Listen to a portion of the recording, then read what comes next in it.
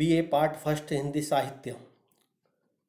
के paper second के अंतर्गत आज हम एक जमीन उपन्यास की समीक्षा के दूसरे भाग से संबंधित व्याख्यान माला आयोजित कर रहे हैं, जिसमें आज हम एक जमीन उपन्यास के कथानक की समीक्षा करेंगे। 8वें दशक के महिला कथाकारों में चित्रा मुद्गल का अपना एक विशेष स्थान है और चित्रा मुद्गल ने केवल 2 उपन्यास लिखे थे, एक आवा और दूसरा एक ज़मीन अपनी। एक ज़मीन उपन्यास बहुत प्रसिद्ध और चर्चित उपन्यास है इनका, जिसमें लेखिका ने विज्ञापन संस्कृति के निरंतर विकसित होते जा रहे स्वरूप के प्रति आकर्षण की अभिव्यक्ति के साथ ही दुनिया में निरंतर बढ़ती जा रही आपाधापी, भौतिकतावादी, व्यावसायिक मनोवर्ती और इसके माध्यम से समाज के द्वारा नारी शरीर के भोग की प्रवृत्ति को इस उपन्यास में स्थान दिया गया है। ऐसा प्रतीत होता है कि उपन्यास के माध्यम से पूरी तरीके से महानगरीय जीवन में बढ़ती जा रही स्पर्धा और स्त्रियों के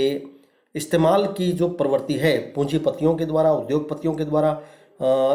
या समाज के अन्य जो उच्च वर्ग है या कंपनी में काम करने वाले अन्य जो बड़े अधिकारी जो लोग हैं, उनकी मानसिकता को उजागर करने का प्रयास चित्रा मुद्गल के द्वारा इस उपन्यास में किया गया है। उपन्यास की जो 2 प्रमुख पात्र है, नीता और अंकिता, उसके माध्यम से इस तथ्य को ही हमारे सामने प्रस्तुत किया है, जो एक पूरी तरीके से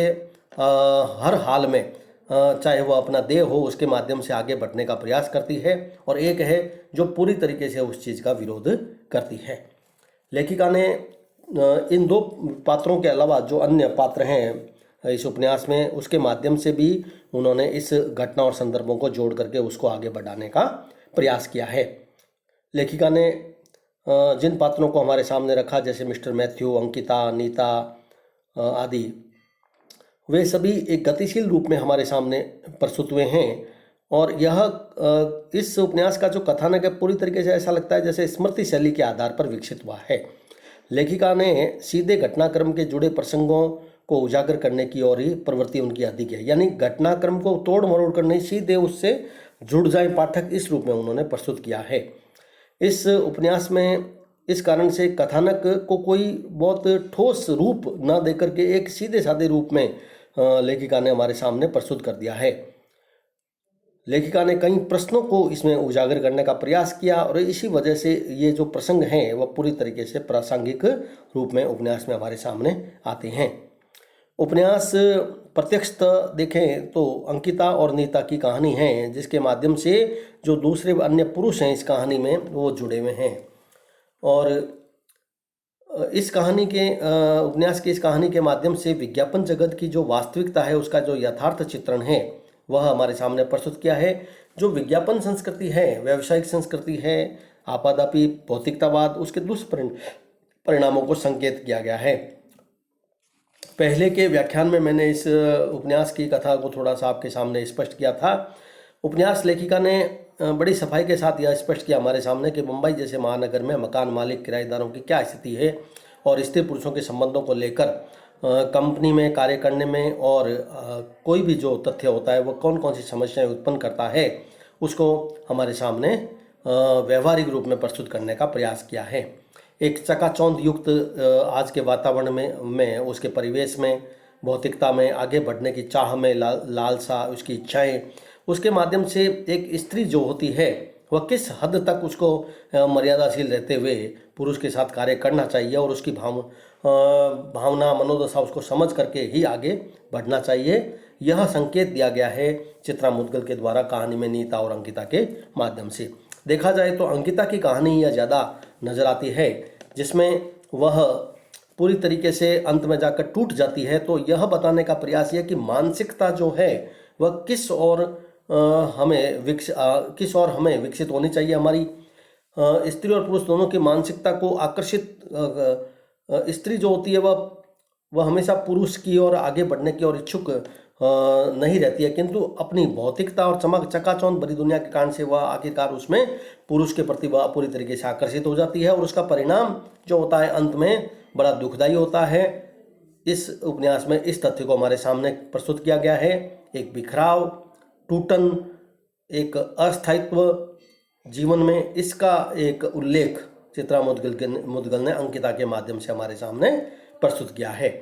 कथानक पूरी तरीके से उपन्यास का कथानक क्रमिक है, वह विसंकलित नहीं है। कहीं भी ऐसा नहीं लगता कि इसका कथानक, जो मूल कथानक है, वह कहीं टूट गया हो या बिखर गया हो। घटनाएं जरूर कुछ हमारे सामने अलग अलग आती है, जिसका संबंध इस उपन्यास की मूल कथा से ही है, जो आधुनिक जीवन की विसंगतियों को व्यक्त करने वाली है। इस उपन्यास में अंकिता जितना सोचती है, जितना स्मृतियों में डूबती है और जितना अतीत की यात्रा करती है और जितना वह भविष्य पर आगे सोचती है, उतना ऐसा कोई दूसरा पात्र हमारे सामने थोड़ा कम नजर आता है। और यही कारण है कि यह जो उपन्यास है, अंकिता की कहानी ही विशेष रूप से बनकर के हमारे सामने आया गया है। घटनाओं की प्रस्तुति, पात्रों की मनोदशा और संपूर्ण कथानक को बड़ी क्रमिकता के साथ चित्रा मुद्गल के द्वारा प्रस्तुत किया गया है। इस उपन्यास के कथानक की जो दूसरी विशेषता है, वह उसकी गतिशीलता के रूप में हमारे सामने आती है। पूरी तरीके से यह गत्वरता से संबंधित है। यह उपन्यास जो भी घटना, प्रसंग, परिस्थितियाँ, वार्तालाप, पात्रों की मनोदशा, ये सब का चित्रण उन्होंने एक प्रवाहमय ढंग से हमारे सामने प्रस्तुत किया है।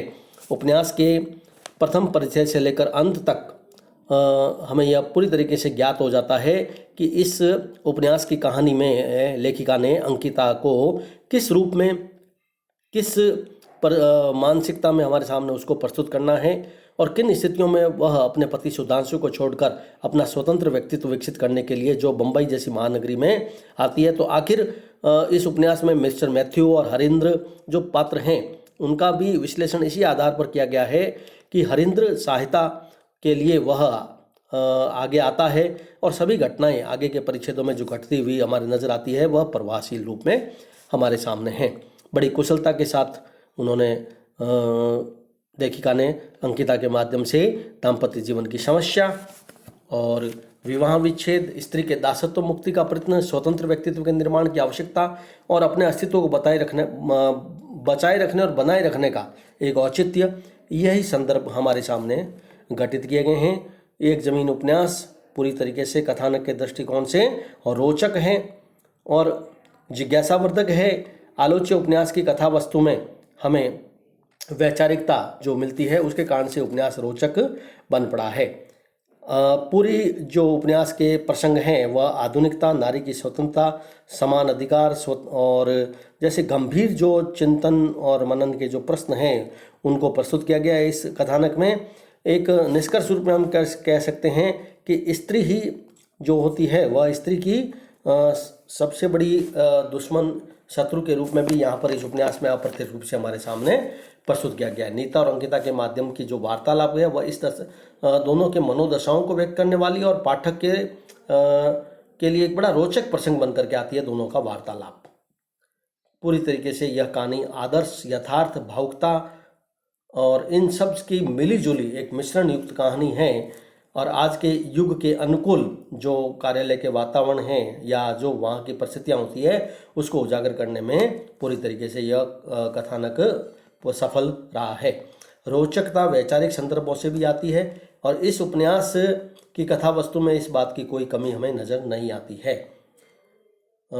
इस उपन्यास की कथा वस्तु को रोचक बनाने में जहाँ नीता और अंकिता का तो योगदान हुई है, मिस्टर मैथ्यू, हरिंद्र, बॉबी सेठ, मिस्टर तिलक और कार्यालय के जो अन्य महत्वपूर्ण व्यक्ति हैं, उनके हास्य प्रयास और को भी हम इस कथानक में भूल नहीं सकते, जिसके माध्यम से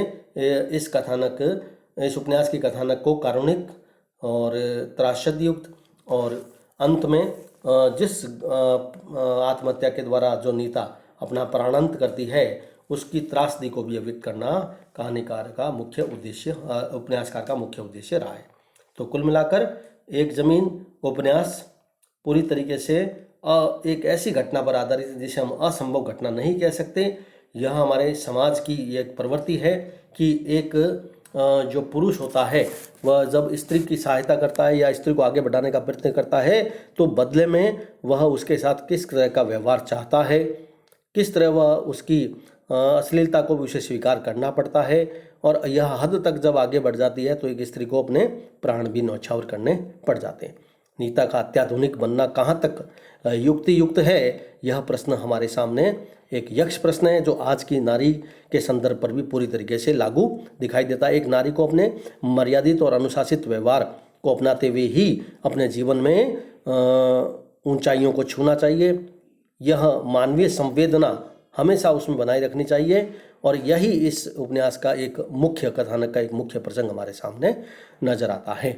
उपन्यास पूरी तरीके से यथार्थवादी है, मेरे दृष्टिकोण में यथार्थ पर आधारित है, जो आज के परिवेश पर को विशेष रूप से चाहे आगे का परिवेश और इससे ज़्यादा ही और ज़्यादा हम कह सकते हैं कि वह पतन होगा उसका। तो यह उपन्यास जो इस कथानक आया है, जो कथा इसमें है, वह न केवल उस समय के परिवेश की जिस समय ये उपन्यास लिखा गया, बल्कि आज के परिवेश और आगे आने वाले परिवेश को भी पूरी तरीके से समेटने का उसमें प्रयास किया गया है। यह एक ऐसा उपन्यास है जो हमेशा समकालीन रहेगा, क्योंकि इससे जुड़े हुए इस उपन्यास से जुड़े हुए जो प्रश्न हैं वह हमेशा समाज को कचोटने वाले, समाज को एक प्रकार से उसको प्रेरित करने वाले या उसको सोचने वाले हम कह सकते हैं। यह इस दृष्टिकोण से यह उपन्यास एक लेखिका का एक उल्लेखनीय उपन्यास माना जा सकता है, जिसमें संभावना का जो गुण है वह सदैव बना रहेगा।